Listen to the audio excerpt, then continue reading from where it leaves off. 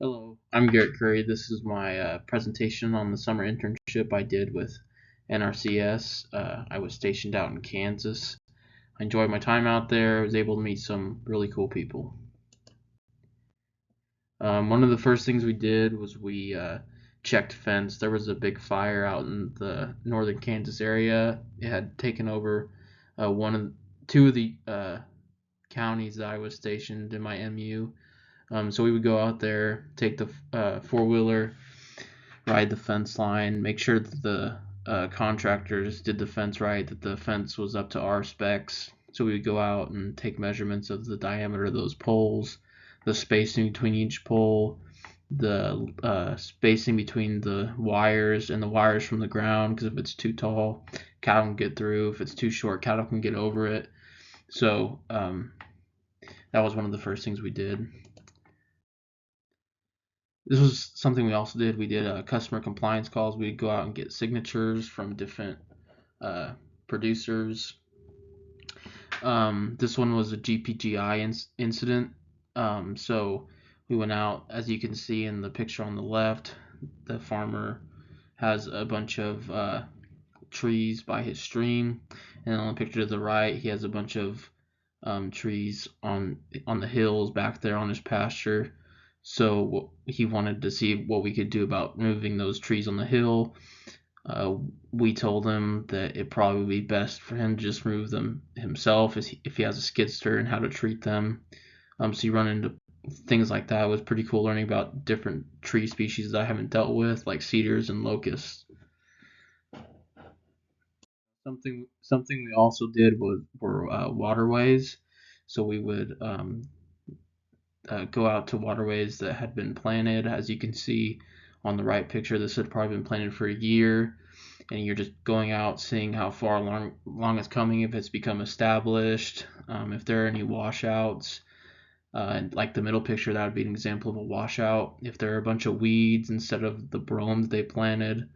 And then the picture to your far left, that would be an example of an established waterway. After it's established, then we can start building terraces into it. That way to move the water off of the land. That way the soil doesn't become eroded. Also, we went out with the archaeologist quite a bit. She was um, about to have a baby, so she was trying to get all her work done for when she took maternity leave. So she took advantage of having some interns there. Um, there's a couple different things that we did with cultural resources. In the far left picture, there was a terrace built in a field, so we just had to go out there, dig a 1 foot wide by 1 foot long by 1 foot deep hole, and we would just sift through the dirt, make sure there weren't any artifacts in there, whether it was arrowheads or anything like that. If we did find arrowheads, we'd have to contact the tribes or the state.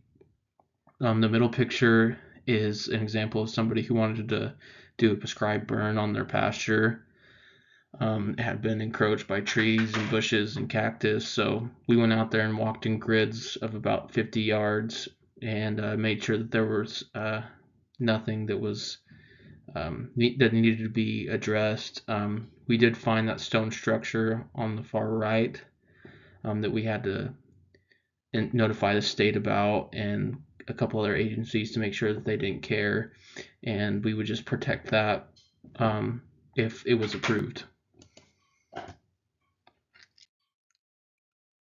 Another thing we did was plant identification. So on the picture to the far right, that's smooth brome. Picture in the middle, that would be side oats grama. So we would go out to these CRP fields. An example would be the picture to the far right, and we would go out and make sure that the native grasses and forbs had been established that we had planted. So a lot of the native grasses were big blue stem, little blue stem, western wheat, side oats grama, buffalo grass, and then some of the forbs would be like clover. And so the goal is to try to get it back to what it was before humans manipulated it. And so these take about 5 years to become fully established. Some other things that I didn't get pictures of was cover crop seeding plans. So this picture to the right would be an example of a farmer who planted milo, or as they would call it, feed, and he did it to be able to graze his cattle on it. Normally on cover crops you have to plant a legume, so that would include like peas, for example, and then also um, some type of turnip or radish to break up the soil and create aggregates. Also, I designed and staked terraces where you go out in the field, take your laser level, and you would plant stakes according to the curvature of the field and then the slope to be able to carry water into the waterway and not erode too much soil, because they say Kansas is flat, but they break ground on sides of hills and the fields are not flat. Also, we went out with the area rangeland specialist. Plant identification really helped with that. We were able to see which plants were desirable, which weren't, which plants had more protein than others. And then we also evaluated if terraces could qualify for state cost share. Terraces had to be able to have less than 25% capacity in order to qualify. If they didn't qualify, you'd have to go through federal contracts, which would be through EQIP. So yeah, so that's what I did this summer. There's more that I did, but I kind of condensed it into the majority of what I did. I would want to thank NRCS for the opportunity. I had a great time, met some really great people. I would encourage other students to do this as well. Thank you.